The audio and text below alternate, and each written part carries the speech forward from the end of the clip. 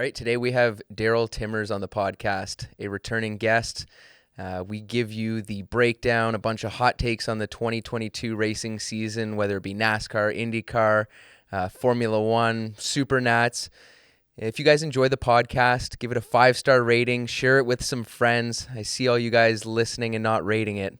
Enjoy this one. What about your season, your go-kart season? It's over, but then we're starting in the States now. So our season ended in the end of October, and then we went down to Vegas for 2 rounds, and those went really well. And then we're moving on to Jacksonville in February, and then the Florida Winter Tour does stops in January, February, and March in Florida. And then there's the SKUSA Winter Series, which there's 2 rounds as well through Florida. So, yeah, it doesn't stop for us.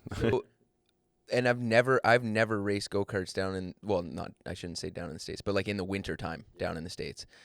The SuperNats, that's what just happened, right? And that's a one-off deal? That is a one-off, one-race deal.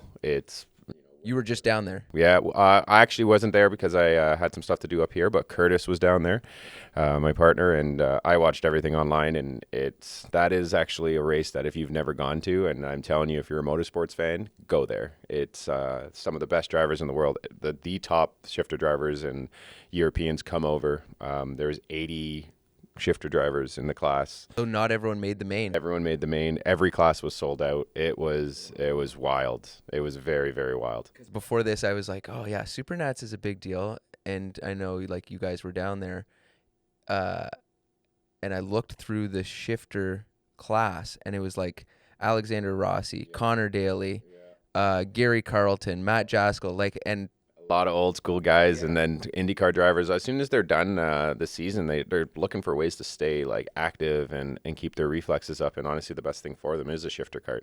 F1 drivers in the summer break are in a shifter. The IndyCar drivers are in a shifter. Dalton, when we were talking about him, when we were talking to him a couple weeks ago, he was in a shifter as well. So. It's the best training tool for the off season. It's the only thing that is going to give you more G load. It's going to give you more. It's going to beat the crap out of you. It's the only way to explain it. Yeah. It's like a bucking Bronco. You drove it. Ryan drove it. For people who don't know, we've got a group of guys now who have little 80cc shifters, right? And we go out. We can make it out usually once a year to Mosport, and now for the past couple years, someone has offered me, well, and you guys, like, hey, go drive my 125 shifter.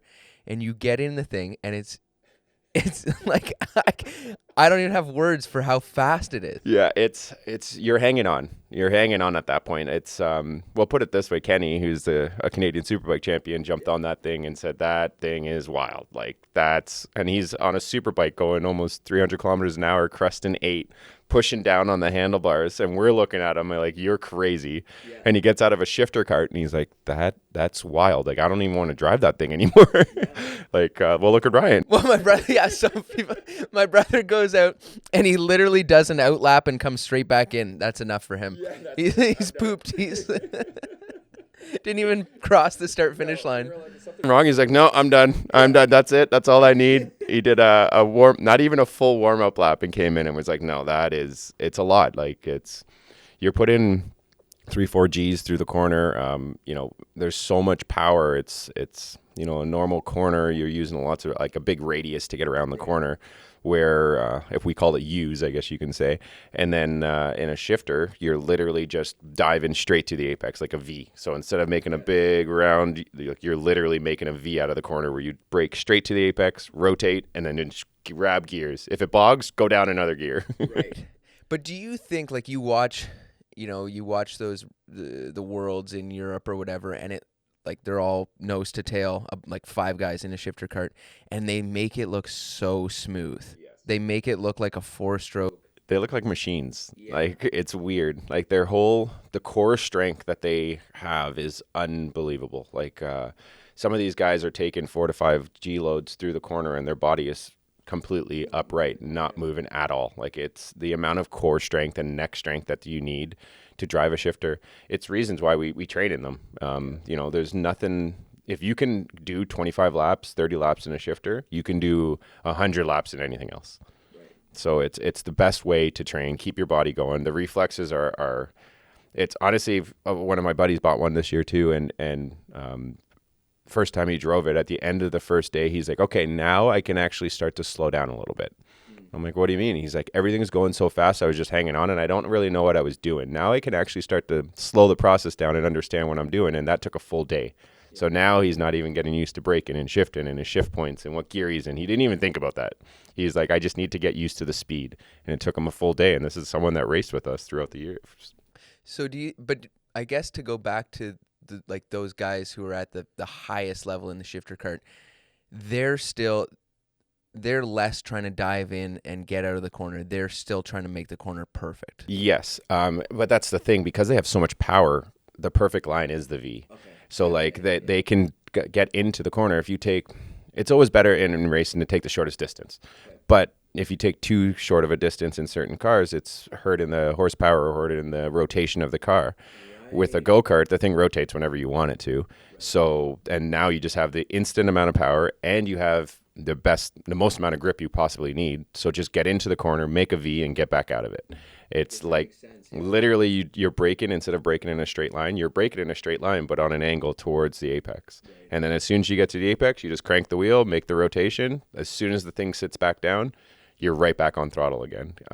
It's funny. The shifters actually are the fastest karts, obviously, on the track, but they have the lowest apex speed because they get in, rotate, and then get out. And they're still, a 4-stroke cadet kid can punt a shifter at the apex because his speed is a lot. They have to keep the momentum up. Where a shifter gets into the corner, drops gears, and if it bogs, drop another gear, and then it will get out of the corner. So it's a whole different driving style to understand, taking a shorter distance. Yes, sometimes obviously a too tight of a line is obviously going to hurt you and bound you up and stuff like that through the corner. But if you were to look at what a regular race line is to a shifter line, it's a lot different. It's almost closer to kind of like an F1 rotation. Like their F1 cars tend to, on a hairpin, tend to kind of go towards the apex a little bit more than like a touring car who sits on the outside of the corner and rotates a lot on entry to get the momentum through the corner. Where if you have the power, you don't need momentum. You just use the power to get out of the corner. So it's if anyone, honestly, if you have never driven a shifter cart, work up to it because it will hurt you. And I know lots of people have bruised ribs or cracked ribs from just jumping in one.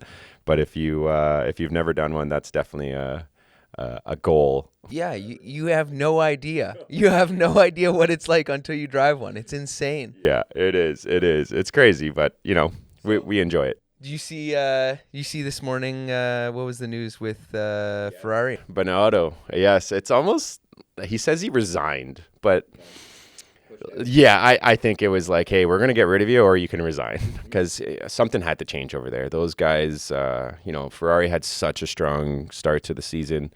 They had a huge gap on Max, and when you see Red Bull coming off of a couple of races of reliability issues and stuff like that, they're starting off on the wrong foot. You're like, all right, we got the upper hand right now going into the season, and they started off strong. They had a huge gap on Max. Sergio was a huge gap, and I don't know what it was. They just couldn't make the decisions in the right way, and in the end, it is the team principal. The team principal is the person that puts the right pieces to the puzzle, and puts the people in the right places. And clearly, whoever's making those decisions or those calls was not the right person at that time. And sorry to say, but the team principal's got to go. And they start from the top and work their way down. And if it's a complete overhaul, it's a complete overhaul. But they need to change something because they had the speed.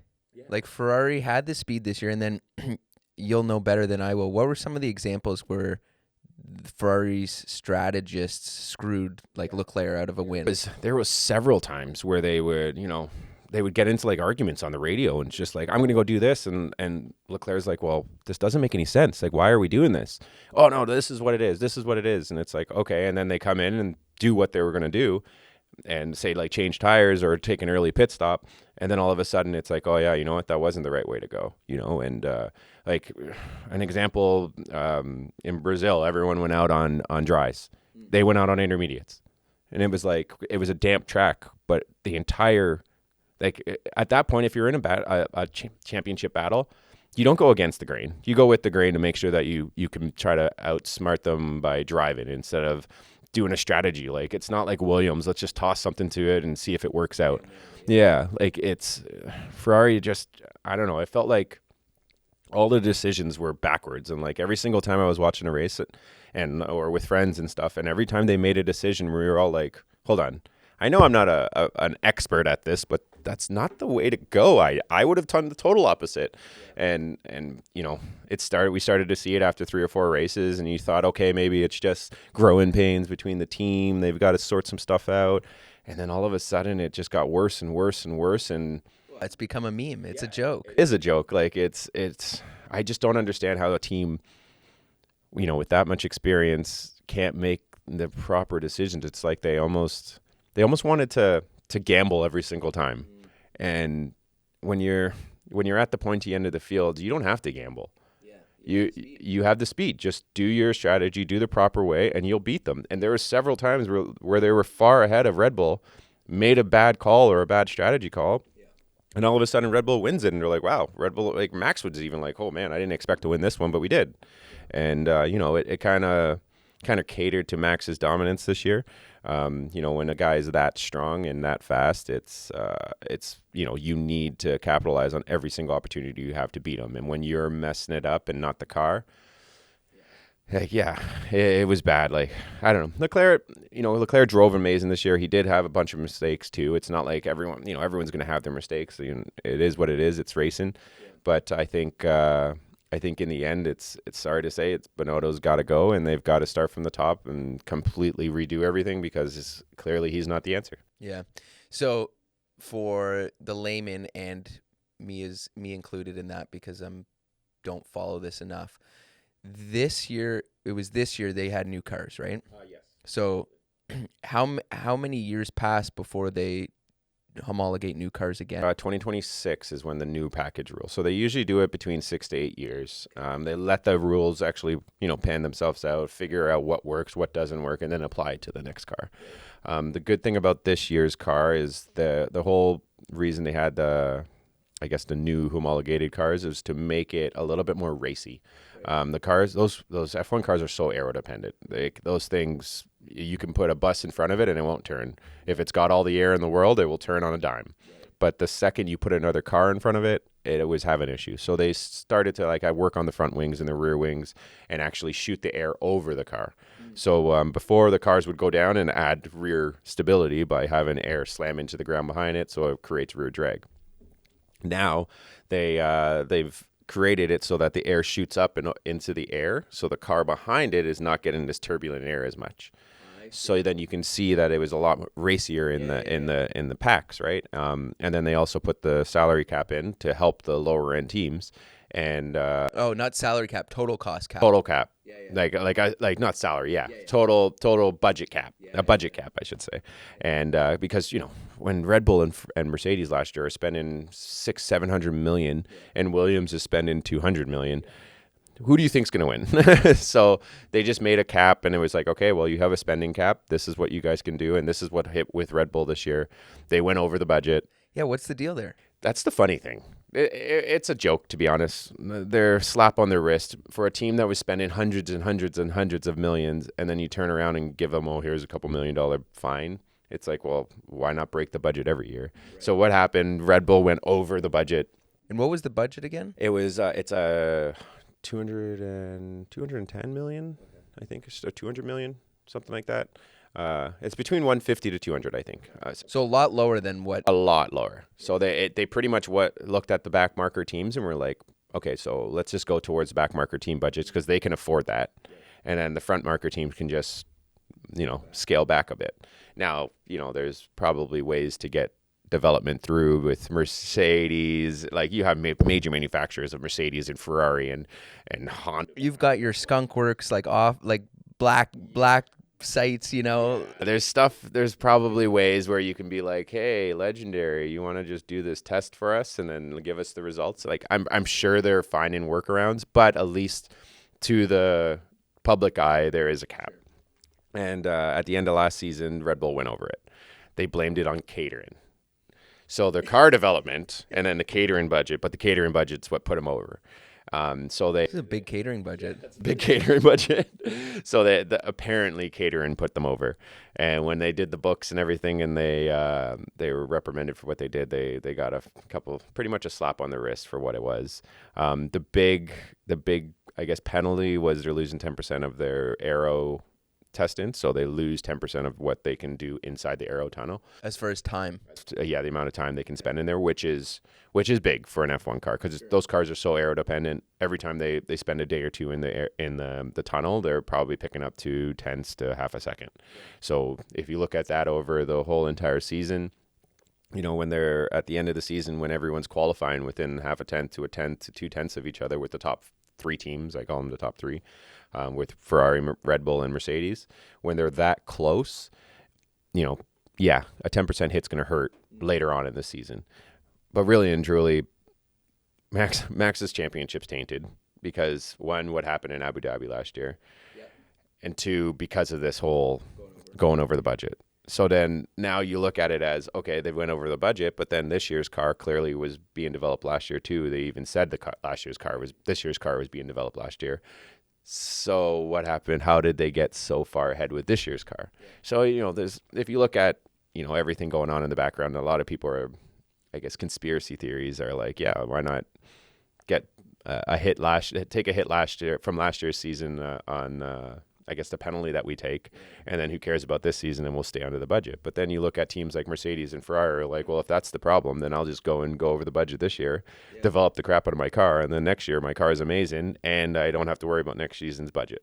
Right. So there's a lot of weird small background things that are happening with F1 that I hope it turns around. I hope that the idea is great, but they've really got to learn how to clamp down on these top runners, because all they're doing is allowing the big market teams that can spend hundreds and hundreds of millions and saying here's a $7 million fine. It's like, well, you cut down their cap. You're hurting guys. Like, if there's no budget, then at least everyone's cards are on the table. If there's no budget cap.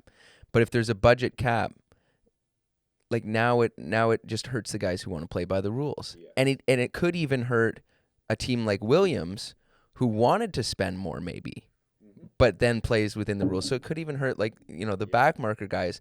Whereas it's just like, for example, say there's a new tax, right? And the guy who's pretty wealthy is going to pay the tax. The guy who's a billionaire goes offshore. Yeah. So Mercedes and all these guys are just going offshore. Exactly.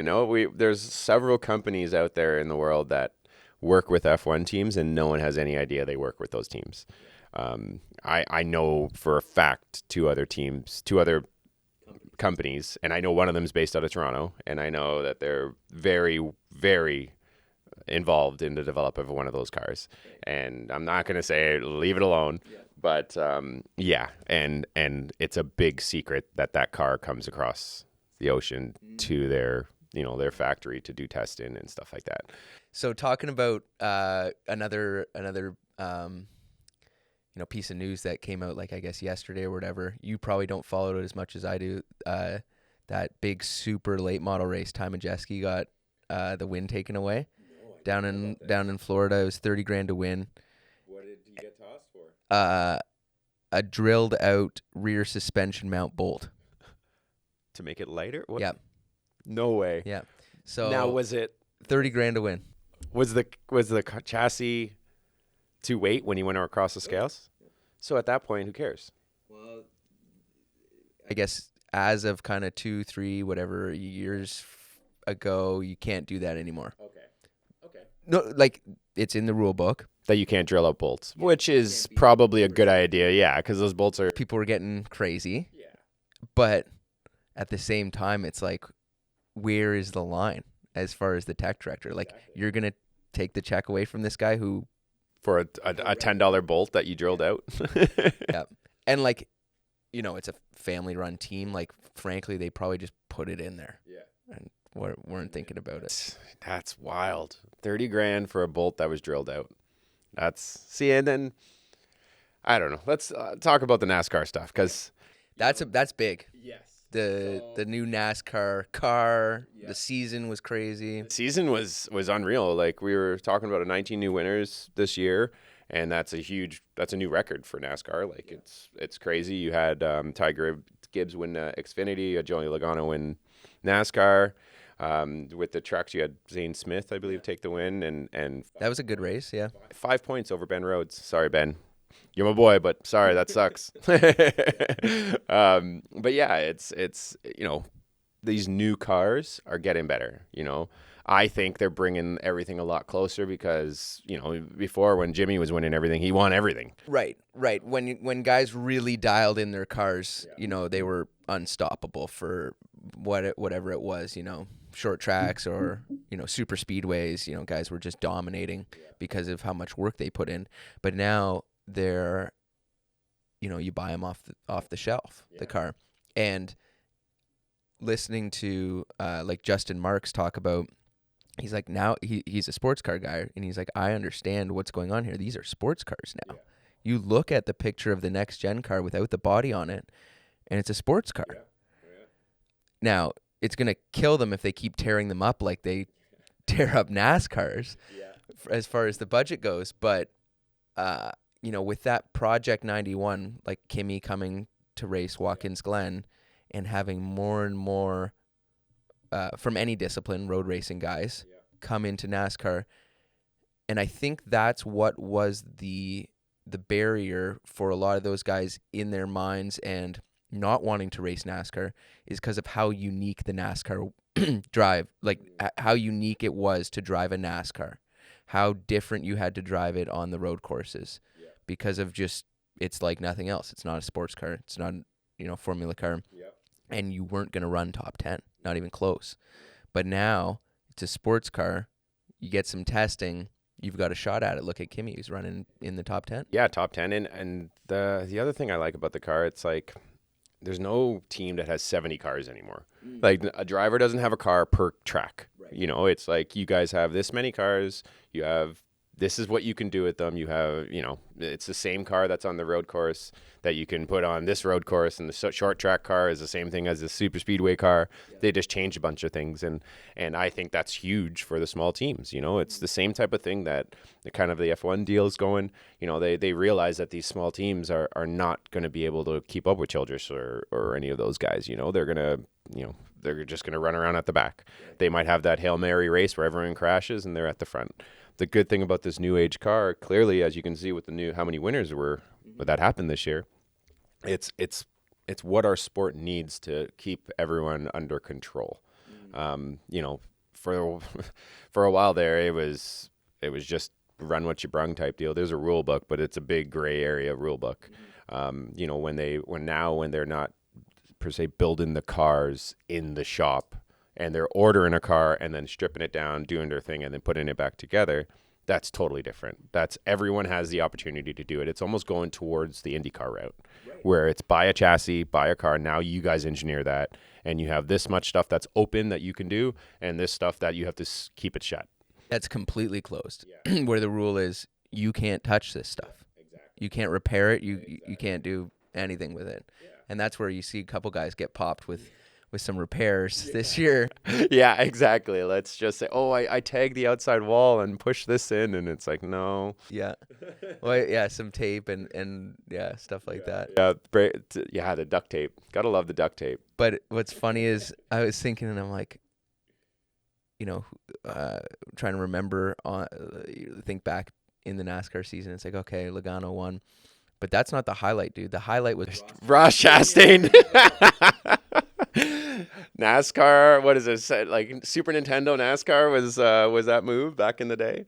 That I honestly just don't know how that car stayed together. Well, it was one corner or two corners, right? Yeah. But yeah, it's wild. Like the fact that he thought of that so quickly. Like he found out, he was like, yeah, I need a couple more spots going into the last corner, and it's like, one, he decided to do it, and he was like, okay, this is what I got to do, and two, the ball's on him to grab a gear going into the corner where everyone else is braking and just keeping his foot pinned. Yeah. Like, that is wild. Like, the fact, like, bravo, man. Like, you did a great job there. But, now I love it. Everyone loved it. Yeah. It's the most viral clip of NASCAR history. Yeah. It's hands down. Now, does NASCAR allow that again, or they have to put a rule in? I think they got to put a rule in. As much as I want to see all the cars just rimming it around the outside in qualifying and see who does the fastest, I think they got to put a rule in. Well, guys aren't going to do it in qualifying because they'll have to go to a backup car or whatever, right? Like they're going to tear up their stuff, then they're going to have to start at the back. So you're only if you think you need to make a rule, it's like the cars can't last doing that. No. They're going to last one corner. Yeah. So now it comes down to the finish, how you want to see the finish.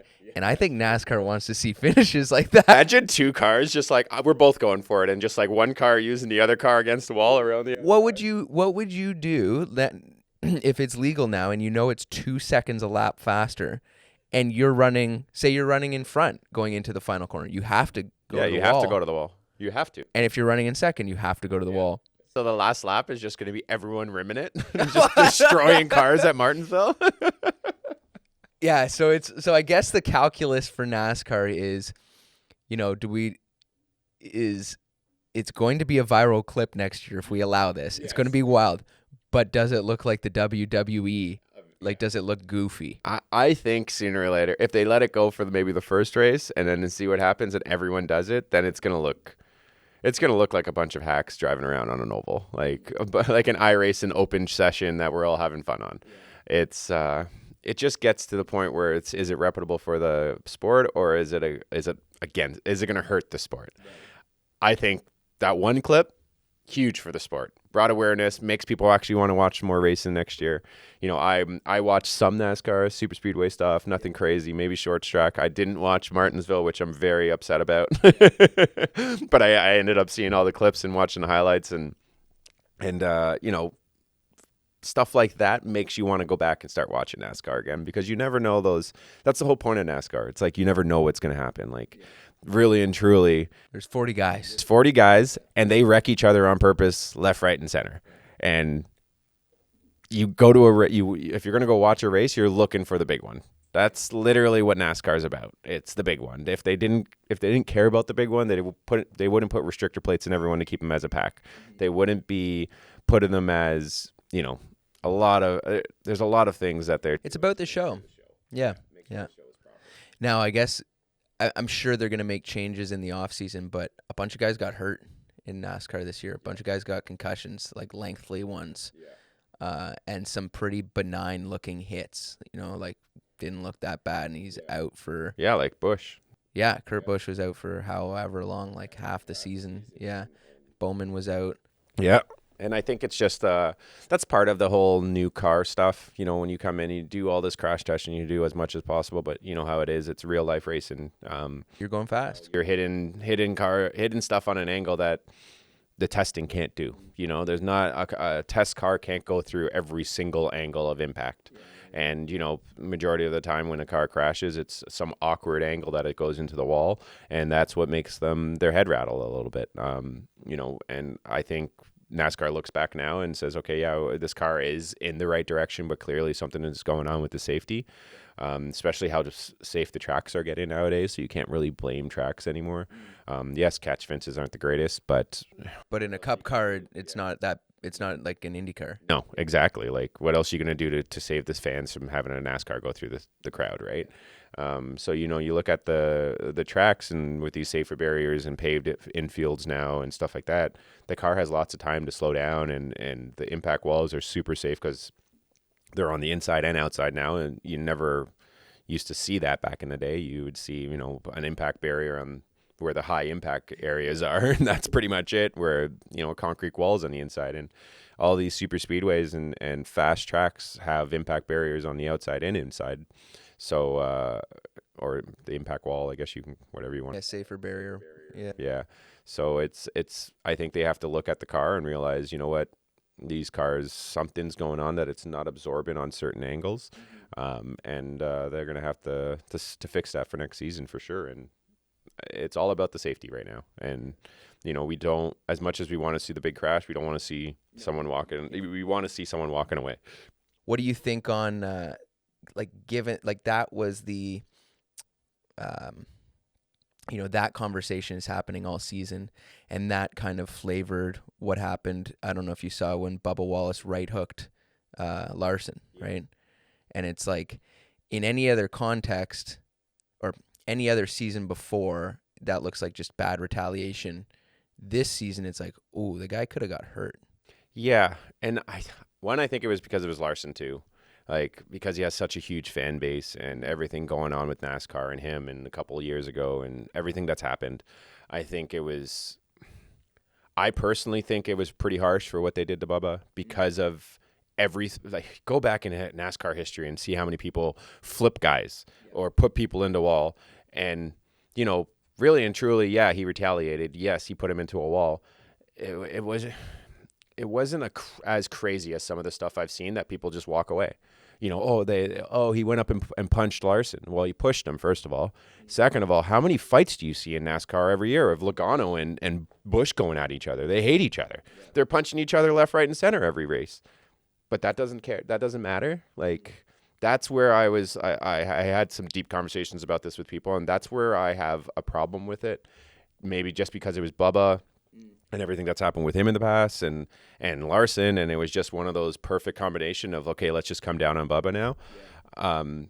I honestly think it was very harsh for what they did. I think it's not right what he did. I'm not condoning it in any way, sure. But NASCAR's got to look in the mirror and be like, hold on, you're going to get mad at him for going after Larson. But then, like I said, how many fist fights are in NASCAR's pit lane every year and nothing happens? And people retaliate every year and nothing happens, but it just so happens that Bubba does it, and all of a sudden he's like thrown under the bus by NASCAR. He's penalized severely by NASCAR and suspended. So, like, I fine if this point forward they do the same thing. Exactly. I'm fine with it. Yeah. But the second there's a fist fight in the next year, which is going to be, and they don't do anything about it, you're going to hear an uproar because that's not. There's other things that people can throw into that conversation to make it not look good for NASCAR. For sure, yeah. And it's like, yeah, okay, retaliation on the track, and then I don't really know how I feel about NASCAR.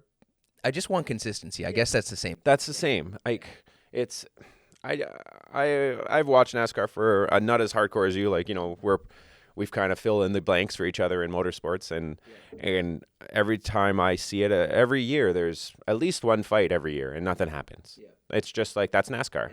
And that's fine, but fighting is dangerous. Punching another guy in the head is dangerous. So is wrecking another guy on the track. I agree. Yeah, where do you draw the line? Is fighting totally okay? Is wrecking a guy totally okay? Look what Ty Gibbs did. Well, yeah, that's totally okay. Clearly, in NASCAR Pinty Series in Canada, you can do whatever you want. Well, yeah, you didn't have anything happen to you. You can dump people all day long, but, like I said, Ty Gibbs dumped his teammate for no reason, and he didn't get a penalty. Mm-hmm. No reason whatsoever for that. He didn't need that win. He didn't need anything. He had the championship, dumps his teammate, and his teammate doesn't make the chase. That was an uncalled for dumping. Yeah. And they still didn't do anything about that. Yeah, it's crazy. What do you think was going through his head why he did that? Do you think he was just trying to move him and got in a little? I think at that point he's just, his ego's in his head. He doesn't want to lose to his teammate. He doesn't have anything in his head about helping his team get that second driver into the chase. He doesn't need the goodwill that any other driver in his position would need with the team. Like, hey, this guy's a good guy. Yeah. Hey, he's a team player. Yeah. All that little extra stuff that's gonna, that Gibbs is gonna look favorably upon to put you in a seat. He doesn't need it. Everyone knows he's talented. It's not taking that away from him. Yeah. But he's got to get his ego in check because, sooner or later he's going to get to the big boys, and the big boys are not going to take it. They don't care who you are. They don't care your last name's Gibbs. They don't care what car you're in. They will wreck you nonstop if it comes down to it. Mm-hmm. And everyone that's going up to it, I think, in the levels that he's in, is still trying to make it to NASCAR, so they don't want to piss off Gibbs, and then they don't get a ride with Gibbs. Or they don't want to piss off Gibbs, and then Gibbs starts talking like, no, don't put that kid in a car with all the other team owners and whatever it is. But Ty's got to check himself. At that point, it's, you're dumping your teammate for a win that does not matter, that's costing your team money. Right, you're wrecking cars. You're wrecking cars, and it's wrecking one of your teammates from getting into the chase. of the massive goal of the whole entire season, you dumped your teammate for a win that made no sense to you, that for no reason. Like, what was the point of that?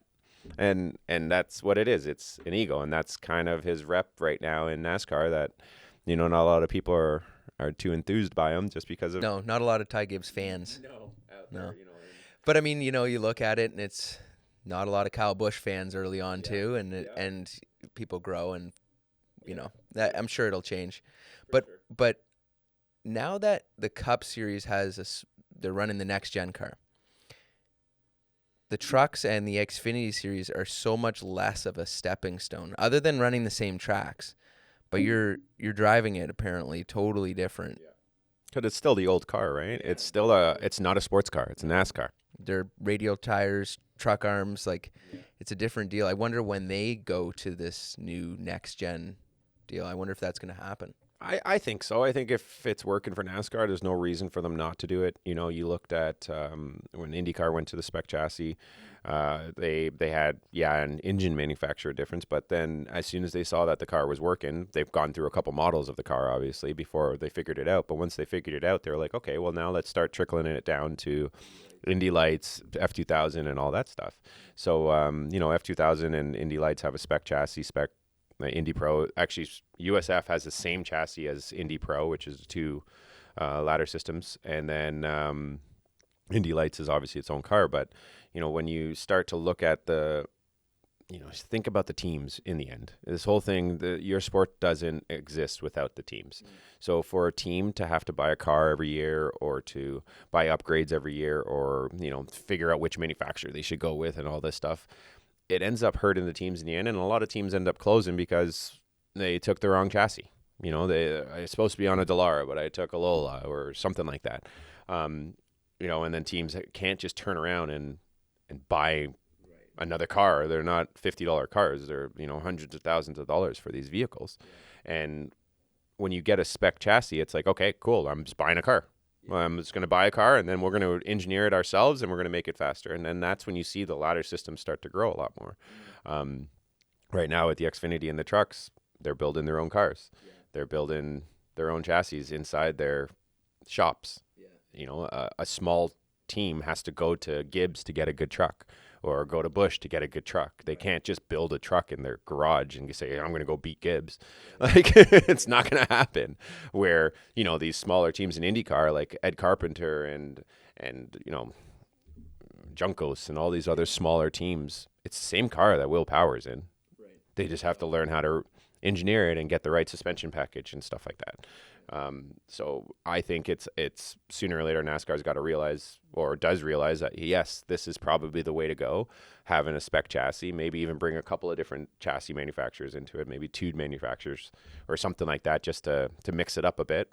And I think they got to realize that, that's the way to go. You know, I agree. One more piece of juicy NASCAR info. So Steve O'Donnell, the COO of NASCAR, you'd recognize him, came up to Trois Rivières, Three Rivers race, and he met with all of us. And I don't think anyone at that level in NASCAR has ever been to a NASCAR Pinty Series race. And he sat us all down. He's like, wow, like the show, like your haulers look better than the truck series.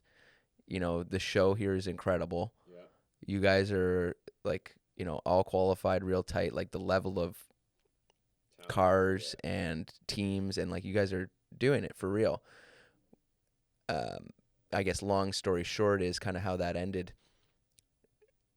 He's like, we're going to have a Cup Series race in Canada. That's the plan.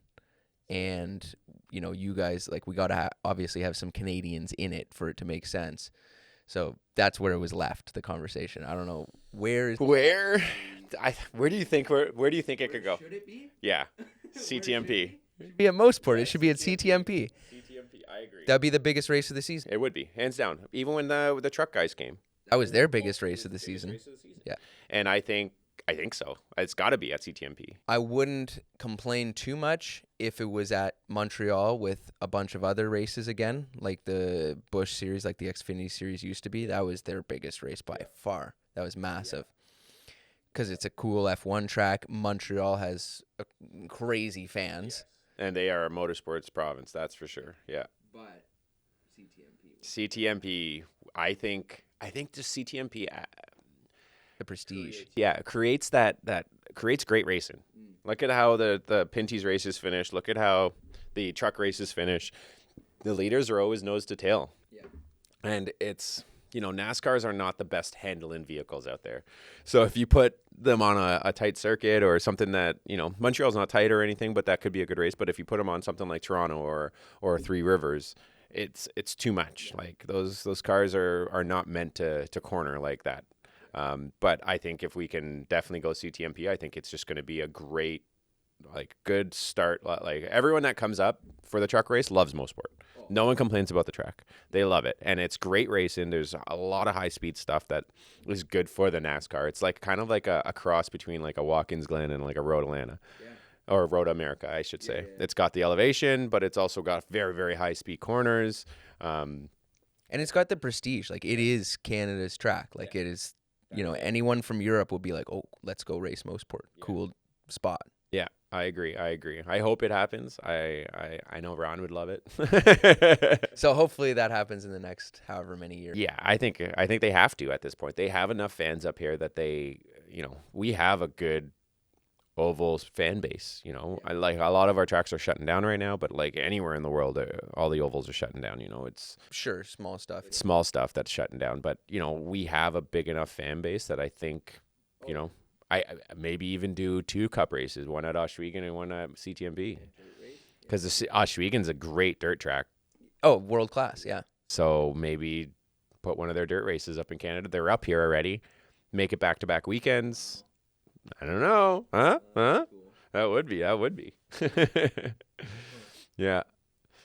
It would be really cool. I don't know. We'll see in the end. We'll see. You want to talk about IndyCar stuff? Yeah, let's do it. I don't watch a whole ton of IndyCar. I watch the highlights. Yeah. Watch my buddy Dalton's YouTube videos. I guess so. To touch on it briefly, he's not going back to AJ Foyt, and he's gonna just. It's up in the air right now. Yeah. I guess to jump over though, Latifi is done. Latifi's done with F1. He's done with F1. What's his plan? There's offers. I know that there's an offer from Ganassi for the Jimmy Johnson ride. So, because Jimmy's going back to NASCAR, right? He's part owner with Petty now. So, I think if anything, Latifi can go to IndyCar. I don't think he should be done with racing. F1's such a cutthroat world. It is one of those series that you can be good, but still not have a ride. Right. You can see it with Nick DeVries and these guys that are. Nick DeVries is 27, 28 now, but he won the championship underneath F1. Didn't get a ride. He was a reserve driver for a while. Mercedes said, "Screw it, let's put him into a Formula E car." Goes and wins that, and then they're like, "Okay, well, this kid's clearly good," so they put him back into a more reserve role at the Mercedes car, and now Albon got appendicitis, and all of a sudden he jumps in the car and he outperforms Latifi. He outperforms half of his team. He almost scores points. Well, he scores points in his first race with them. And Williams, well, if you put it this way, Albon has, I think, ended off with like 12 points for the whole season, and Latifi had 2. Yeah. Nick DeVries in one of the races with Williams ended up with 2 points. So that just shows you the raw talent that people have. But with Latifi, it's,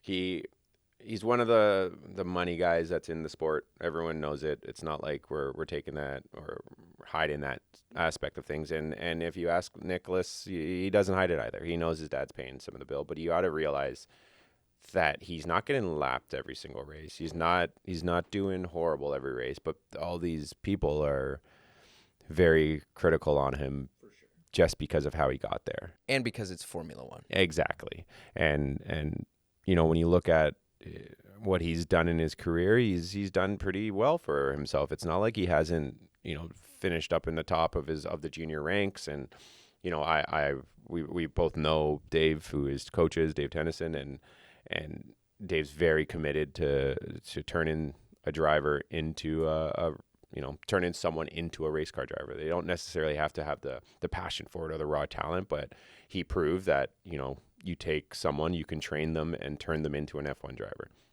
Yes, it takes some money, but it works. So I don't know, with Latifi, he just doesn't have that extra oomph to get him into those points, and anytime something happens, he just gets castrated for it, which is, it's crazy. But hopefully he's got enough talent that he should have a long career in motorsport, especially with ALMS or IMSA or the the Le Mans series And the funding that he has behind him, he could go run some really cool stuff.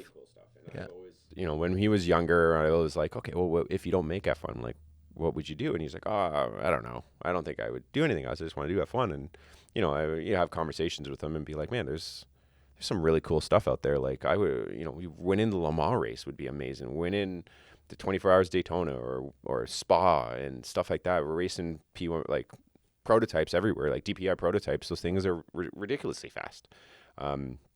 So, if he looks at it, he pretty much has an endless opportunity to go where he wants. And I think at this point, a lot of these F1 drivers look at IndyCar and they're kind of terrified of the ovals. Rightfully so. That's the only thing that would stop him from going to IndyCar.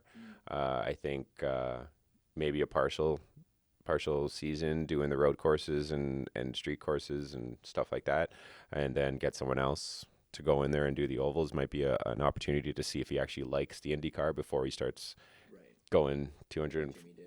Do what Jimmy did and then do a full season, because there's guys out there that can do all the ovals for them, no problem, and there's opportunities for other drivers to jump into that spot with Ganassi. And if Latifi's bringing the funding to do it, then why not do it, right? Why not jump into an IndyCar and see if you could be successful there?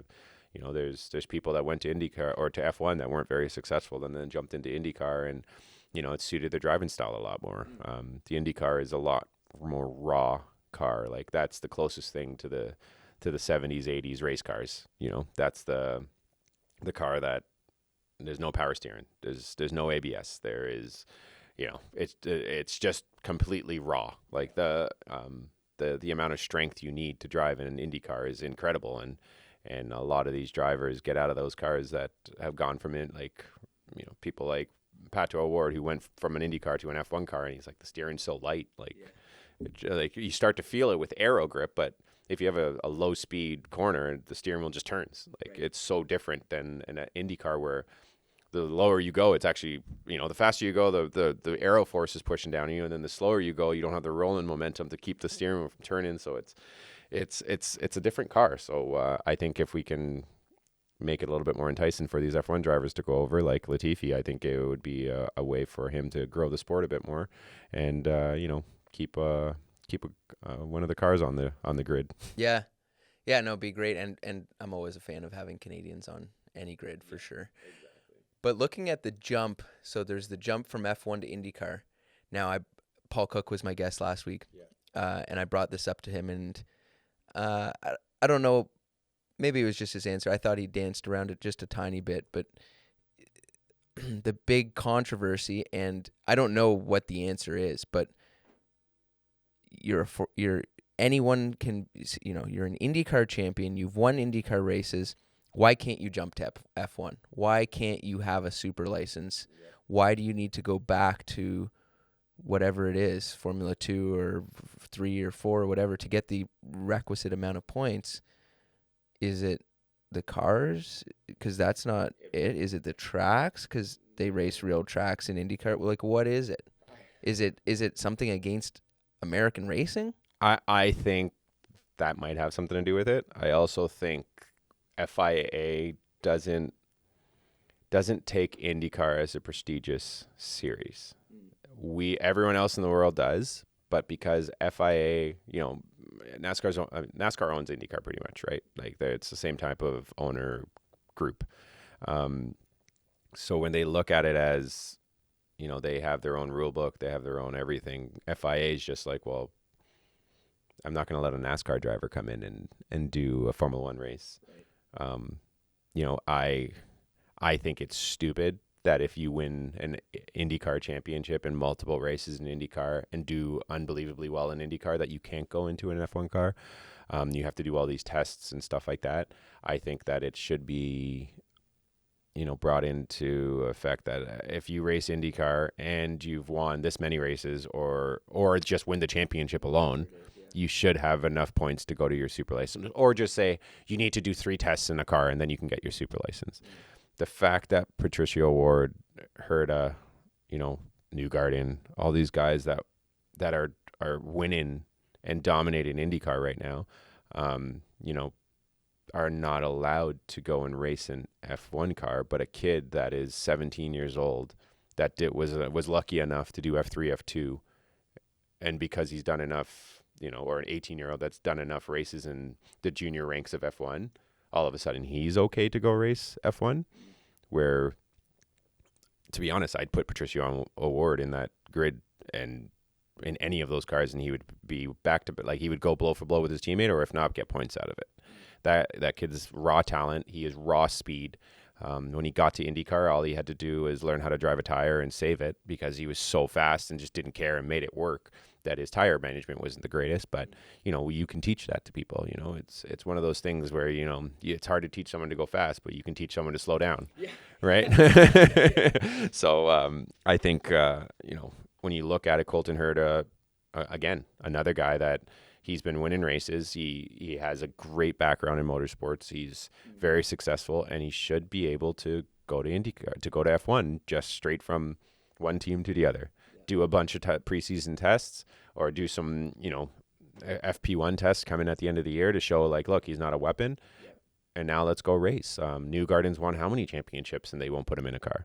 It makes no sense to me, and it has to be a political thing with FIA looking at North America being like, well, it's just a circus over there. It's not prestigious. I wonder if eventually the money changes it, because look how many American Grand Prix they have now. Yes, and the good thing is Liberty is an American company that owns it. Okay. So they can look at it as, okay, we need to talk to FIA and get this changed, because we need to have more Americans in this series. Luckily, Logan Sargent is going in next year to F1. Again, you know, not taking anything away from him, but he's a kid that, you know, finished 4th in the championship, and 4th in the last race, 2nd in the championship. It's like, yes, I get that you're successful in that type of car, but put him in an Indy car and let's see how he does. You know, a lot of these guys jump into Indy cars and they struggle a little bit at first, because they're like, this is a hard car to drive, and that they get it because their talent comes through and they understand how to drive it. But I honestly don't understand how, like I said, a kid that young is able to jump into an F1 car when, you know, I bet you if they tried to put Will Power into it, who's just won the IndyCar championship, they would say no. And Will Power is one of the best IndyCar drivers in history. Yeah, all time, real race car driver. Yeah. And it's just, I would love to sit down with Paul and have this conversation because it's just one of those things. I think it's just it's an ego thing with FIA. I understand why the rule is there, to stop these 16, 17-year-old kids with lots of money to get into an F1 car, because it would happen if they didn't have this rule in. But then you have to look at it. You have to put IndyCar at the same, like at least the same level as GP2 or F2. Like you have to. Like if you're winning that championship, I guarantee anyone on that F2 championship is not going to win the IndyCar championship. So how is it possible that, you know, and they run ovals. So they're running a totally different, you know, type of track. And they're master in the ovals, they're master in road courses, they're master in street courses. And how do you not give them the license to go race in F1? It's just doesn't make any sense. There's a lot of F1 things, like even expanding the, you know, Andretti wants to move to F1. He wants to start an F1 team. They're like, yeah, it's $400 million to start. Who's saying that? That's what it is to buy into F1 as a new team. Oh. Yeah. Double the cap to buy into F1. Okay. And then you have the cap. FIA. Okay. FIA and F1. So he's not doing it. Because I know they were talking about it. Yeah, they'll probably end up buying Haas out, to be honest, is what I think they'll just buy Haas out. I think, I think this is going to be a telltale season for them. I think they need to turn this thing around. They had an okay season. They didn't finish last in the championship. They got lots of points. They had a pole. Like they're on their way to going in the right direction. But I think Haas needs to. It's just a lot of money to be just dumping, and I think if it comes down to it, Andretti needs a team. He wants a car. Why not buy Haas? They used to race together, so why not? And I think if I honestly think F1 should drop the cap or drop the buy-in for say a 3-year span, 4-year span, and get the teams up to about 20. Have more cars on the grid. Like 12 to 14 teams, so you have 26 to 28 cars on the grid. But when you talk to the FIA, they're like, we don't want more cars. And it's like, well, why wouldn't you want more cars? It's a better show.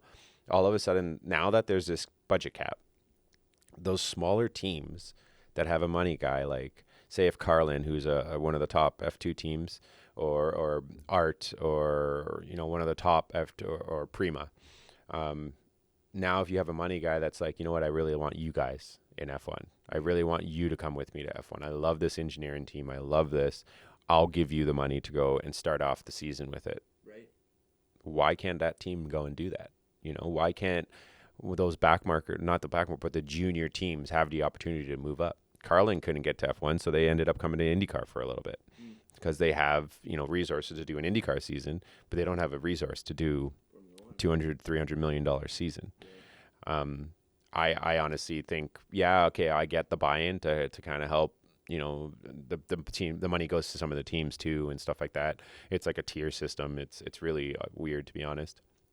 But I think if they can help those smaller teams, one, all of a sudden now there's more cars on the grid. So then you're having those drivers that won the championship in F2 that are not sitting on the side, like Piastri this year, who is a raw talent that should be on the grid. Now you have an opportunity for those teams to be like, okay, we can put one of these very, very fast rookie drivers to help develop our car. But then you look at F1 and they're like, well, we don't want the show like that. I don't understand their just more ammo for the story, for the narrative. Like, now you've got a new team coming in. Now you've got X driver with X family money and X talent that he's bringing. Like, yeah. And that's the problem. There's only 20 spots on the grid every year. Unless people retire or lose their ride, all these new kids coming in that are fast don't have an opportunity. They're all going to IndyCar, or they're going to DTM or Formula E or one of those other series because they can't, there's no spots for them. Putting them into a reserve driver, but they're allowed to go race other series. It's fine. What else? What other series do you follow really that you're into? British Touring Car. Okay. British Touring Car. If I am telling you right now, you need to start watching British Touring Car races. Send me some clips. I will. And it's like 4-stroke racing. These guys are bouncing off each other. There's a 30-car pack that is literally nose to tail. Like, I don't know how these guys don't wreck each other constantly. And like it's honestly some of the best. Tom Ingram won the championship this year, and it's really cool to see how that series has evolved and hasn't lost its following. Like for a series that's not really televised and only races in England. Do they only race in England? Okay, nice.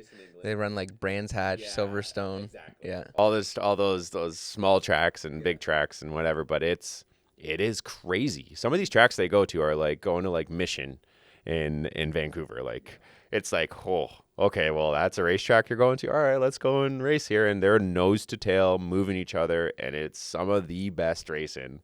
Like, honestly, I have to say, if anyone doesn't watch British Touring Car, start watching British Touring Car. I think you can live stream on Hulu. I think. Yeah, Android box. But I'm a big Moto GP fan as well. It's this season, honestly, it was pretty wild to see Quartararo lead in. Like, so the past champion, Fabio Quartararo had like a 90-point gap on second place for a while. And all of a sudden, Bagnaia, who's the Ducati rider, he ended up just battling back and put a second half of a season together that was unbelievable, and ended up taking it in the final round. Really? Yeah. The final round, he ended up winning it. You know, he took the lead of the championship with 1 point going into the final round, and then won the final race. And it's like, it's huge for Ducati guys and stuff like that. So, yeah, Bagnaia is, it was really cool to see him battle back. And honestly, the way the season was going, you thought Quartararo was going to be winning everything again. And Yamaha just fell on their face, and he just came back and destroyed it. Like, what a run back. And Marquez was injured at the beginning of the year, and he had a high side. Have you ever seen that video of his high side from? I probably have, but I wouldn't know who it was. It was a big, violent, like, he was probably 15, 20 feet in the air once he was like at height off the bike, and just slammed into the ground, and it was not good. And he just came off of an injury. Like, those guys are insane. Yeah, he's probably got his whole body's metal, like, for sure. Yeah, the one crash Quartararo took, he's tire burnt through his suit, and he ended up having like scars on his chest for like half the season because of it. And because he's a guy that doesn't wear a shirt underneath, he's always walking around with his zipped up, no shirt off, and just has his leathers, and it's wild. Those guys are going down hard now, and those bikes are, it's unbelievable. They have, like, their launch control is like, so when they come to a stop, if you ever look at a Moto GP race, they all come to the line and then they endo. Okay. Like, they just get up on their front nose. Okay. And they're locking the front suspension in place so that it's solid. Yeah. So when they do the launch, there's no release. Right. It just launches. Right. And then there's traction control on those bikes now. There's full aero, like little aero parts. Yeah. Holy cow. It's unreal, these bikes are. Like, they are so crazy nowadays, and the amount of the amount of control they have over these bikes nowadays is unreal. Like, they're going to they've gotten the bikes down to a 62-degree angle from the ground. So they're on in a corner. In a corner. So they're down to a 62-degree angle. And that's insane. And it's like they're balancing on 62 the whole entire. If they go to 63, 64, they're on the ground. Yeah. And it's like, and then there's a cool sensor on the when you watch the race now, and it has the angle sensor. Okay, and so you see them go to 62, and you're like, 60, and it's like, it's unreal. Wow. The amount of control these guys have, and backing it into corners where you can see the slow-mo where guys just sliding it in. There was a slow-mo from the last race where it was a long sweeping corner, and obviously getting on throttle mid-corner, and Marquez is in the full-on drift out of the corner, just digging it. Like, and it's unbelievable. Like, I have so much respect for them and what they do. And actually, right now, last year the GP3 champion, so like they're like F1. They have Moto GP, GP2, GP3, and the GP3 champion was this guy Acosta. And he's 16 years old and won the GP3 championship. He got a ride offered to go to Moto GP when he was 16, denied it because he's like, I want a couple of years I want to develop myself. There's no reason to rush to Moto GP. Right. He went to GP2 this year, was leading a couple of races. And one of them, he ended up going down while he was leading and had a big lead. And it would have been the youngest rider to ever win a Moto 2 race. And now he's in the Red Bull KTM barn. So, like, he's one of the development riders. And there's talks of him moving up next season. That's at 18. Yeah. So, like, that kid is good, though. But if you can, go back to watch his championship for 2021. And the Moto 3 races, I watched every single one, put it that way. Really? Every single one. And that's Moto 3. Like, it's a Briggs race. It was literally a 4-stroke race. And, nose to tail, a pack of 30 bikes. Nice. And by the end of the race, there's a pack of 20 because there's bikes crashing left, right, and center. And that's a championship you got to watch, because like it's wild what they're doing on those bikes now and how aero dependent those bikes are. The Moto 3 guys are all a stock bike. It's the same type of thing. They've all gone to the same bike with different liveries on them. And then Moto 2 is when they go to a 600, but it's a factory built 600, and then the Moto GPs are 1000s. Yeah, just those things are stupid. They're missiles on wheels. Yeah. They're hitting 300, 320K on 2 wheels. I think the fastest speed trap this year was 340K, 345K on a. Well, you imagine what that would feel like. It's blur. I go like 180, and I'm like, whew, that was a quick one today. Yeah, yeah, these guys are full. Yeah, they're wild. Yeah, they're wild. Since we last spoke, I've got a sim rig now. Nice. I've got a real simulator, because when we last spoke, I still had my computer from 2007. I had, the monitor on a Kleenex box. Yeah. And then a Logitech G29. Yeah. Not even worse. It was 27. Now I've got the Sim Cube 2 Pro freaking wheel. Like, it's like, and the serious pedals, like, it's like I'm in an IndyCar. Yeah. It's wild, like how stiff the pedals can be. Like, so what everyone doesn't realize, it's like when like an F1 pedal moves maybe a quarter of an inch. Right. Like, it is rock hard, because it's easier to modulate the brake. You hit the brake, modulate it. It's easier to just like pull a little bit of pressure off, instead of being like a big movement with your foot like we're used to. Yeah. In like a sports car or a Nascar or something. Exactly. Same with the steering box. Yeah, super like a go kart. Yeah. Very, very short. When people jump on my sim at home and they're like, this pedal's broken, I'm like, no, that's how it's supposed to. And then once you get used to it, you can really put your foot into the brake without locking up, right? Yeah. And then you start to understand like why the pedal is that hard and why people run it that hard. I don't know. Sim racing is exploded and made it so realistic. Every upgrade to iRacing is like so much better. I was even on it like yesterday, and I'm like, this is better. This is better than it was like a couple months ago. Yeah. Like, it just looks better or something. So it was COVID. Literally, for the longest time when iRacing and R Factor was being built, we would people would message him and be like, "This is, yes, I get that you're doing something that's a simulator, but this is nothing like the car.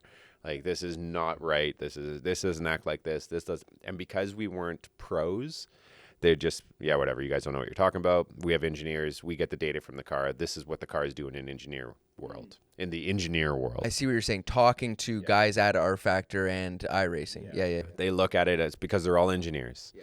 They're not hands-on drivers. Yeah. So there's always a separation of what the engineers think the car does because of what the data is saying, and then the car is actually doing. Yeah, from a driver's, I guess, perspective.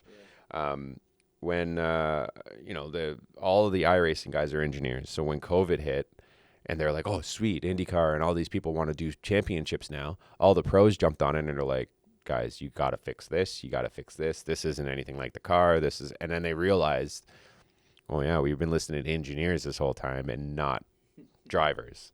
So then they got drivers coming in, and now all of a sudden everything's getting more and more realistic because they only looked at one aspect of it. They didn't look at the driving aspect. They looked at the engineer and seeing, this is the data that was downloaded. This is the G-force. This is how it feels. This is the load under the steer, and blah, blah, blah, blah, blah. Let's just put that into a computer, and the computer will regenerate it. That only works to a certain, it only works to a certain point, because the feel comes in a lot different. So like the translation from what a computer might input to your Simu Cube is a lot different than what it's supposed to do. So they have to fine tune it so that it actually feels how it's supposed to, because yes, that's the data, but it doesn't know how to translate it in real life towards what the actual physical, hardware is doing. So when COVID hit, they started working with a lot more drivers. And then all of a sudden now it's like they hire drivers to come in and do the testing for them. Once the engineers do everything, they put a driver into it. And then you see now there's lots of iRacing cars in like NASCAR. There's the iRacing car where they sponsor a car. They sponsor some IndyCar drivers and stuff like that, and that's part of their deal. We'll sponsor you. You come in and do the testing, and we'll give you whatever. So I think in the sim aspect of things, it's definitely going in the right direction. I think it's a lot closer to real life than 10 years ago for sure, even 2 years ago. Do you think now there's going to be guys growing up who just like they don't have aspirations to be a physical race car driver? They want to be a sim race car driver. Yes. Yeah. I 100% think so. I think there's guys out there. Obviously, I think in the deep down inside, once they get really into it, they're going to want to be a race car driver. But I think there is going to be that following that it's like, yeah, because there's guys that are making six figures driving sims. And well, I mean, the NASCAR championship, it's I looked it up the other day. It was like $300,000 total prize money, $100,000 to win. Yeah. That's good money. Racing on your sim at home. Yeah. And, there's F1 has a full, like every team has a full e-driver that's paid, does their sims, a bunch of their sim testing and stuff like that. And they're making money racing they have a 1-year contract with F1 with like say Ferrari, and they're Ferrari sim driver where they have a full E-series and it starts in the winter and goes through the winter. Do you think it's going to blow up? I mean, maybe not to the same extent as like other video games, because other video games, so many people play them and the cost to entry is so low. It's still a decent barrier to entry for a good sim setup. Still nothing compared to racing a car. Like, I think there's, just intuitively, I think there's a long way to go. Like, I still think there's a lot of sponsors that are going to enter, a lot big events are going to happen as everyone slowly migrates into the metaverse in every aspect of their life. We're going to be going to races in the metaverse. There's going to be fans that put their VRs on, jump into the metaverse and go sit on a grandstand. Bring their six-pack in to watch. Drink and watch the e-race of me and you running around trying to win the race. I think it's definitely going to be something for the future. I think it's going to be a way of kind of getting into race cars as well. I think it's going to be one of those things where if you're really good at sim race and you've won everything, the next step is going to be put them into a car. Let's see how they go. It's happening right now. There's several people that have won Gran Turismo championships or iRacing championships over and over again, and all of a sudden they're like, you know what? Let's see how this kid goes in a car. Let's see how it translates over. And the people that are going, that have never had a car experience in their life but only done sims are actually translating pretty well. They're doing pretty well. Once they get that feel in their butt, it's almost harder to save a car on a sim than it is in real life, because you have you only go off of the steering wheel feel. And the last thing we feel is the steering wheel when we're in trouble. Yeah, you're already in deep trouble. Exactly. So the second if you can start training yourself to react to how the steering wheel reacts before a spin happens, all of a sudden you have your hips and you're like, oh, I can feel it a lot easier. I can feel it a lot earlier, and you're not chasing the entire time. So I think, I think in the end, I think it's going to be the way of kind of getting the people that don't have the financial back end into a car later on. If they put the time into their sim, put some money into their sim, go race some championships, prove that they're quick, maybe do some of these shootouts and end up in a car. And, the Miata series, take a driver from the sim every year from iRacing. Yep. And put him into the shootout. Yeah, they do it. You do the MX-5 Cup series on iRacing, and you'll get a spot in the shootout. That's my favorite thing to race on iRacing. It is. They're amazing. Some of those guys in that car, though, are ridiculous. Like, they come around every corner completely sideways, and they're just like, yeah, I got this. Yeah. And then you look in real life, and you're like, well, that's pretty much how they race them in real life.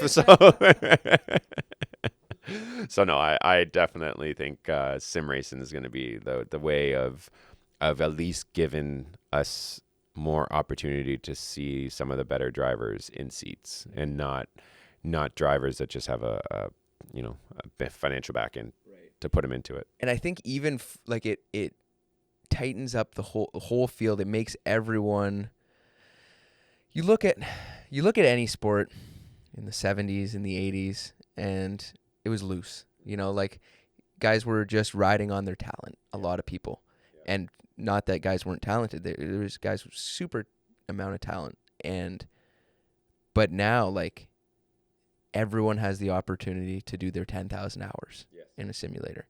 So if you're going to be a real race car driver and the next guy is doing that many hours on a simulator, you got to get in on it. You have to. I don't care how talented you are. If you don't get on the simulator, you're going to be left in the dust. It's going to take you 3 practice sessions to be up to speed, and the other guy's already got all his data and figured out the whole race strategy and was up to speed since the drop. Yeah. And that's where, you know, if you look at an F1 driver, why they can go to a street course like Baku or a brand, you know, Singapore, or all these tracks that they only drive for 3 days a year and be fast right out of the bat. It's because they do the simulator work. They you know, leading up to races, they have a certain amount of hours they have to do on the sim in order to make sure they're prepared to go into the race, and they know the track and they can drive it with their eyes closed. That's the one thing that I wish we had growing up, you know, like I wish I you know, to go do a race at VIR and I could jump on the sim and lap on it for 2 weeks and go there and act like I know the sim. I know it's perfect. I know the track like the back of my hand. And where, you know, when we went to a track, like if I went like for one of my Grand Am races, the first time I ever went to VIR, it was someone gave me an onboard camera that was mounted in the back windshield. And I'm looking ahead and I'm like, okay, yes, I get that the corner goes left and right and this and that, but I have no idea where I'm going. It takes me 2 sessions to understand. Well, the first session is just, okay, where's left and right? Second session is like, okay, where can I start to brake? And then by the time qualifying comes around, you're starting to get on it. And it's like you're so far behind than the local guys, where sims end up giving you the local knowledge with just by sitting at home in your boxers driving around. Yeah. I don't sit at home in my boxers. I don't know what you're talking about. I'm going to do the what's the place? Hip? Yeah. I'm going to do that Pro-Am race. Yeah. Nice. I'm like, I'm the least pro sim driver in this lineup for sure. I'm like, dude, I just got a sim. He's like, you'll be fine. You'll be fine. I'm like, I hope my amateurs are good. I hope they're fast. Hey, you'll be fine. Don't worry. We'll jump on the sim a couple times before we go. I need some help because I think Morad has a few more hours than me on the sim. Just 1 or 2, maybe 2. I don't know. I think I honestly hope that the sims are the way to kind of at least get the talented drivers into a seat. Nowadays, the best drivers are sitting at home in sims. They're not in a car ever. And that's just the problem with our sport, you know. There's the financial backing. You're not wrong. So to the guy who listens to this podcast who might be has a sports car, like has a Porsche or something, or has a Corvette, racing fan, wants to go to the track. You do a bunch of driver coaching. Yeah. What's in your mind? Should he? I guess it really depends what he wants to do, but you know, what should he do? Should he go to a go-kart facility? Should he do that? Should he take his car on track days? What should he do? Well, it all depends on what you're trying to do. You know, are you just trying to be like a weekend lapping warrior, or are you trying to go racing? If you're trying to go, you know, if you're just going to be a weekend warrior, then head to the track. I highly recommend doing a coach for the first couple of times you're out, just to get you comfortable and guided in the right direction. The biggest thing I see is, you know, all these people that have been lapping for years, and they get in the car and like, oh yeah, I know this track like the back of my hand. I've been lapping for years and blah, blah, blah. They have all these bad habits that are very hard to break. When you start to, you know, just show up to racetracks and start to drive, you're not doing the techniques in the right way, and then you just develop all these bad habits that will end up costing you a car in the end. You know, all these, you know, there's so many people nowadays that have cars that they can't handle. Like really good, fast cars. If you think about it, I had this conversation with one of my buddies the other day. You know, I do a lot of work with Porsche. I'm one of their instructors. I do a lot of stuff with them. And we were having a chat about, you know, when we were kids, 500 horsepower was like, oh my God. Like, that is a lot of horsepower. The minimum horsepower you can get on a Porsche now is 350. That's the minimum. That's the Cayman. Like, minimum base 350 horsepower. Then you start getting to cars like the GT3, it's 650, 700 horsepower coming out of a car that 90% of the people in the world cannot handle that. And then they get their car and they're like, I'm going to the racetrack. And what do you think happens? Their car ends up in the turn 8 wall. And what they have to realize is anyone can drive a race car. Anyone can drive a car as long as you're doing the proper technique. It's like when you're going into golf. An instructor says you have to swing 10,000 times before you perfect your swing. Same thing with a lap. But if you think I have to do 10,000 laps before I perfect it, it takes a lot longer to do 10,000 laps than 10,000 swings. Right. So when you're going into a corner and you don't, like, you have to be put into situations and you get talked through the situation so you know how to handle it in the future. Yeah. You know, like, there's a lot of courses that we do where we teach you how to slide the car. We teach you how to oversteer, understeer, what to do in those situations and put you into those situations so that you know what to do when you're on your own. Mm-hmm. If you go on your own, one of the worst things you can do in a spin is slam on the brakes. Right. Everyone's reaction is when they start to get into trouble is slam on the brakes, and it makes it worse. So when we do our training, it's like, okay, yes, last ditch effort. If you know you're going around, yeah, hard on the brakes, clutch in, let the car come to a stop. But the second you feel a little bit of a twitch, you don't lift, you don't slam on the brakes. It makes everything worse. And if you're not taught to do it the right way, you're going to be wadding up cars your whole career. So this is where, you know, I've been at track days where someone bought a brand new GT3 RS, went to the track day, picked it up on the Friday, came to a track day on Tuesday and wrote the thing off because they had no idea what they were doing. No, they didn't have an instructor. They thought they were, you know, top of the world. They were king shit running around. And then when we said, hey, you should probably get an instructor, it was like, no, I know how to drive. I've done all this. 2 sessions in, wrote the car off. And then walk up to him and be like, what happened? And they're like, I don't know. What do you mean you don't know? Well, how did you end up hitting the outside wall in 8th and the inside wall in 8 and bounce all the way back to the outside and end up on the entry again? Well, I don't know. Well, that's a problem. And you should probably not be on a track at that point.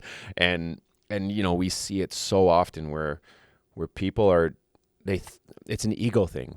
You know, one of the best quotes I've ever heard, and this is from Harry Boak, and he has some of the best sayings. He's like, you give a set of golf clubs to a person, then no one thinks they're Tiger Woods. Right. But you give a set of keys to a driver, and they all think they're Michael Schumacher. That's true. And I was like, that's the best way to explain it. Like, I don't give a basketball to you, and you're like, I'm Michael Jordan. Watch this. They're like, no, I'm okay at basketball. Like, whatever. You give a set of keys to someone, and it's all of a sudden they all know how to drive because they drive to Becker's every Sunday. It's like, yeah, it's because the feedback mechanism isn't there in racing. You know, in golf, you're playing the same hole that Tiger Woods plays, and instant feedback, you're shit. Yeah. You know, you get a sports car, you don't line up against Bottas and get the feedback. No, you go, this is fast. I'm fast. Yeah. And the biggest thing that I see is they're all looking at the speedometer going, oh, look how fast I'm going. And it's like, you know, a corner is coming up, right? And we see it so often that all these people buy these cars and they just can't do it. Like, listen, like, we don't come to your work and be like, you're doing it wrong. I can do it better than you. If you're like you're a doctor, I'm not going to walk into surgery and be like, no, watch this. I can do this. Harry, I've got a pair of these at home. Just sew this back up. Everything's good. No, you let the doctor do the job, or you listen to the doctor about, hey, how can I fix this? And then they do it. For some reason, in our sport, everyone thinks they're better than everyone. I don't understand. It's because I think it's a selection bias. The people who have Porsches and Ferraris and go to track days, and even show up to racing, I'm including both of us in this conversation, are competitive, maybe have an ego. You know what I mean? Yeah, don't worry. So there might be some sort of selection bias there. And then then they're being told by another driving instructor who also has an ego. You're doing it wrong. And it almost has to be a more gentle approach or conversation or something like that, But yeah, I think it has to be explained though. Like, and I love that. I use whenever I'm driver coaching, I use the golf analogy all the time. Just because everyone appreciates how friggin' hard golf is. And this is the same thing. Your swing, how you come through the ball, is exactly like how you go through the corner. The corner is just a little bit slower than your swing. Exactly. And then there's how many different types of corners and how many different types of, in golf, how many types of shots and holes that you're going towards, right? In a car, it's the same thing. There's so many different, yes, you can take a 90-degree corner perfect. Awesome. Now what about an 89, 87, 86-degree corner or a 91, 92, 93-degree corner? Uphill, downhill. Yeah, what do you do in those situations that's different in order to get through those corners properly? Everyone just thinks a corner is a corner, but a late apex corner or an early apex corner or a hairpin to a kink is a lot different of how you approach to it. And what I tell people, the best way to learn is to drive a bunch of different tracks. The more and more tracks you drive, the more corners you're learning how to drive, and then you have more corners to relate to when you go to other tracks. When we go to like most sport and turn, I don't know, say, let's see what corner, corner one downhill pretty quick, and then you do like the last corner at Road Atlanta. I would say that's pretty comparable to itself, right? So, it's very high speed, very fast, and then you can start relating, okay, this is how I approached this corner. Now, let me start with that approach and tune it from there. I'm not saying that that's the exact approach you're going to be taking, but at least you have a reference of where you can start and then go. You're not going to take it like a hairpin. You're going to take it like, okay, well, this one's like a corner 1 at this track, and it was like corner 7 at this track, so I'm going to approach it like those two corners, where everyone just thinks we're sitting there and driving. That's the big thing. They just think we are driving. We're going through the motions of, okay, let's just get on the gas. And the other big part is, braking in a car. When we're on a street, if we hit the brake too hard, passengers are yelling at you like, why are you hitting the brake so hard? In a race car, if you put the pedal through the floor for your first initial hit and then bleed off from there. It's the total opposite of what you do on the road. So when people start to be like, okay, hit the brake, and they're like, you're like, no, like full-fledged hit the brake and like try to lock up the tires. And they're like, well, they're not used to that. They're not comfortable doing that. So when you go to a track and you see us braking deep into the corner, everyone thinks that we're just going off the brake. No, we're literally trying to break the pedal off of the thing. And that's one of the things I say in coaching. I'm like, hit the pedal so hard that if you break the pedal off, I'll give you the car.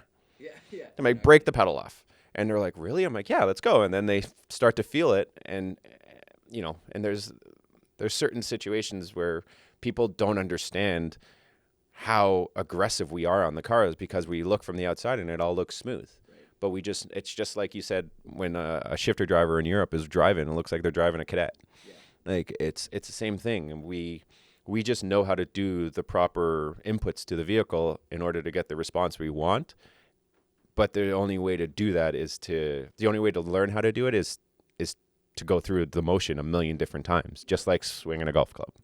And it's people, when they relate to, oh yeah, well, I drive on the street all the time. It's like, right, that's the other factor is everyone drives on the street. So they all think it's, oh yeah, like driving Miss Daisy to the grocery store. That's what they're doing. We're like, no.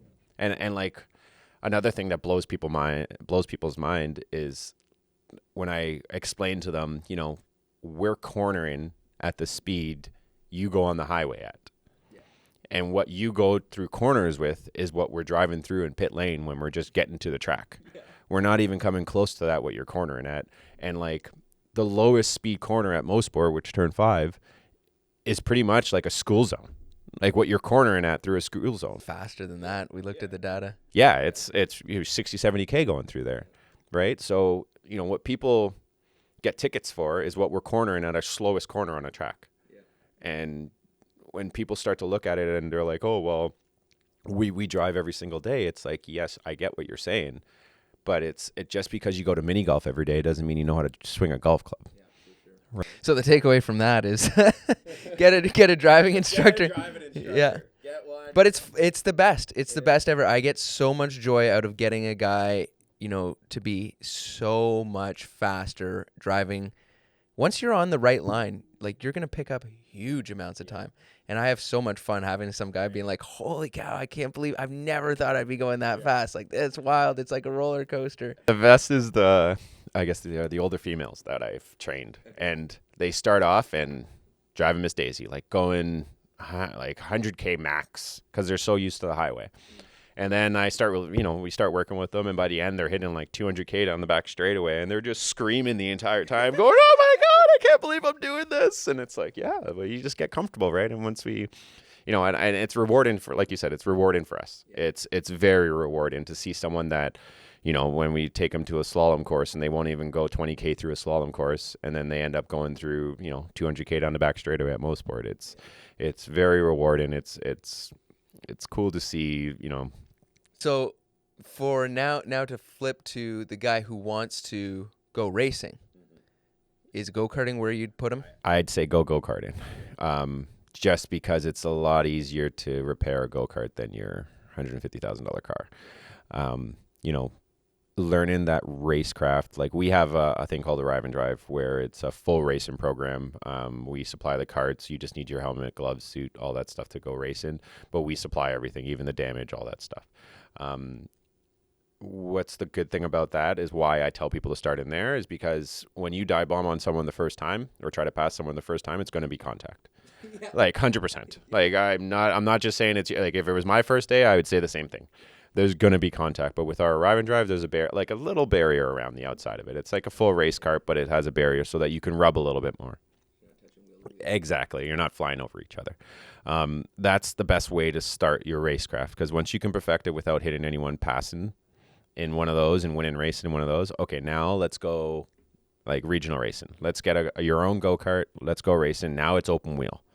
So now all that learning curve for a year of passing someone and making contact, and by the end of the year, there's no contact. You made it nice. Okay, sweet. Now you don't have to worry about any contact. You don't have to worry about any damage.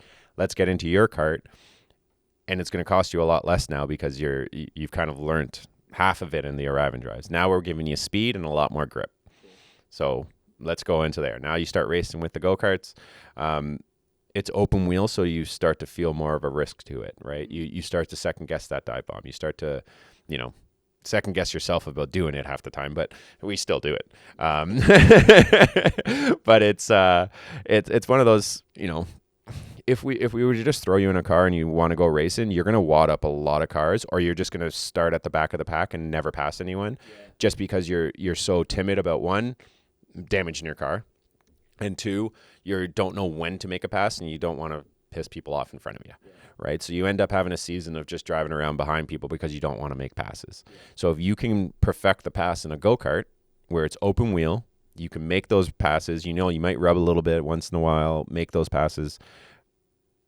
If something does go wrong, it's a $180 steering column instead of a $10,000, $20,000, $30,000 bill, right? So then you can learn how to do it in there. And then once you start perfecting that and getting into, top fives wins and stuff like that, then okay, you know what, let's go into cars, or for physical, you can get into a shifter. But, that whole part of karting is to cut down on the costs and understand racecraft. When stuff goes wrong in a go-kart, if you were to absolutely destroy the go-kart, write the thing off, you're $2,000-$3,000 in, right? That's like the absolute worst. Like you wrote a frame off and a bunch of other parts. There's never everything broken on a go-kart. If anything, it's the frame or a bunch of parts. There's never really both.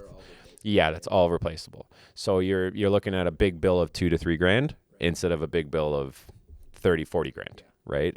And then once you start getting that in and you have the confidence, then now when you get into your car, you're like, okay, I get, oh, look, I'm having a run on this person. Now I'm going to pass them into the brake zone. And you have a little bit more confidence just because, one, you've made all the mistakes in a go-kart, so who cares?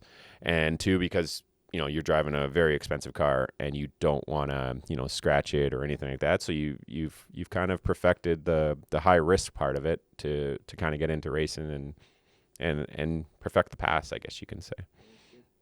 Yeah, it's honestly, karting is when people drive go-karts for the first time, like proper carts, not concessions. Like the stuff out of Wonderland and K1 and all that stuff is concession carts. That's something that anyone off the street can drive. Our arrive and drives, you cannot come off the streets.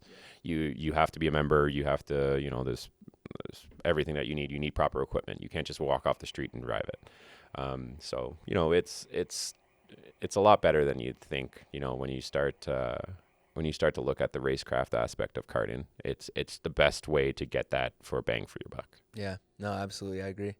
Man, thanks for coming on. No problem. Appreciate it. Anything else you want to touch on? Anything? What is it? Another race weekend? Oh yes, is your show? My podcast with Dames Nellis is another race weekend. We just do F1 recaps. We've been kind of getting big for the last little bit. The last couple of posts, yeah, we've had 6,000 and 4,000 posts on the last, or views on our last one on YouTube. So we're pretty happy. Only thing I'm going to touch on quickly is I didn't even think about it, is the W Series and the NHRA, just because there's two females that win that championship. Obviously with W Series, Jamie Chadwick, it is a full female series. Yeah. It's her third championship this year. She's kind of dominated that series from the get-go, and I'm hoping that this helps with the females to get into the open wheel sport a little bit more. The sports cars and stuff like that are helping a lot. The open wheel is just kind of a void still to get into F1. So I hope, showing the talent of Jamie is going to get her at least a couple of tests in an F1 car. The FIA just announced that they're doing a full women's series that's following F1. Like it's its own series now. So it's going to be really cool. There's only 5 teams that are allowed to compete. It's $150,000 cap, which is really cool to say, like, here, super low budget to race around Europe, which is really good. We need females in the sport. We need the next Formula One champion to be a female. I think it's a big thing. Like you saw in NHRA this year with Ashley Force winning her second championship. Yeah, that's crazy. Do you think there ever will be a female Formula One champion? I hope so. I hope with all this sim stuff, with everything going on, I hope there is, because I've seen growing up some very, very talented females racing. And I think if they had the opportunity to get into that speed, they might not be a champion, but I think they can definitely be race winners. They can definitely be up there. It takes a lot to be the champion. It's not taking it from them. It's taking it from, it's hard for a driver, period, to win a championship. It would be amazing to see a female F1 champion.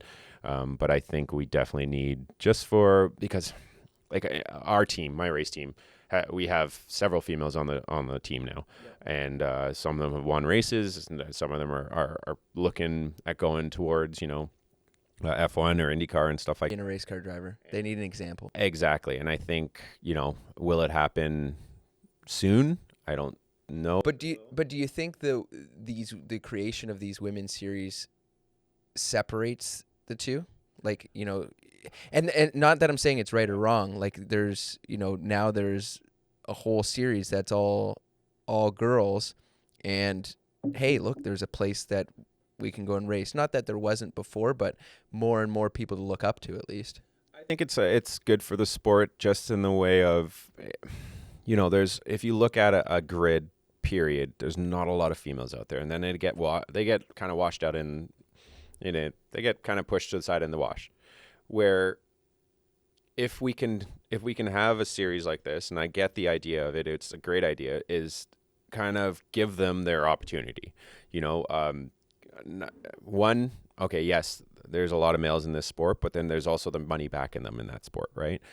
So now you would have to have the complete package of a female, talented, and with money, right? So just looking at the percentage, it's very, very, very, very slim for having that complete package to make it there.